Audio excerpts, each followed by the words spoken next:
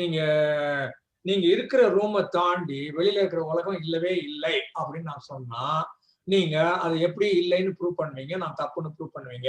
இது ஏற்கனவே நம்ம குரூப்ல கேட்டுக்கிறேன் எப்பயாவது இல்லையா? இல்ல. இல்ல. சரி. இப்ப நான் இந்த ரூம்ல இருக்கிறேன். ரூம் கதவு சாத்தி இருக்குது, ஏசி போட்டிருக்குது, லைட் போட்டிருக்குது. இந்த ரூம் மட்டும்தான் உலகம். வேற ஒண்ணுமே கிடையாது.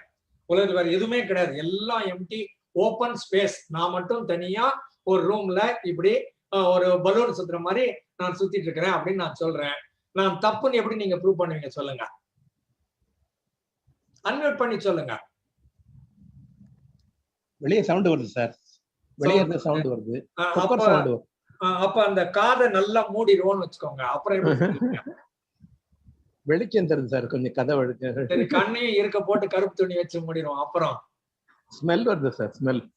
சரி, இந்த மாதிரி நீங்க சொல்லிட்டு வர்றீங்கல்ல, அப்ப 5 சென்ஸையும் கட் பண்ணிட்டோம்னா உலகம் கிடையாது. நீங்க ஒவ்வொரு சென்ஸா தானே சொல்லிட்டு வர்றீங்க. கண்ணால பாக்குறேன், காதால கேட்கிறேன், வாயால சாப்பிடுறேன், இல்ல மூக்கால நுகர்கிறேன், இல்லைன்னா ஸ்கின்ல உணர்கிறேன் அப்படின்னு சொல்றீங்க. 5 சென்ஸையும் கட் பண்ணிட்டா the world doesn't exist. புரியுதா?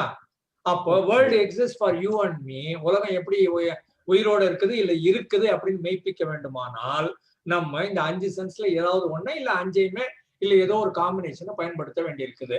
அப்போ we get in touch with the world only through our senses.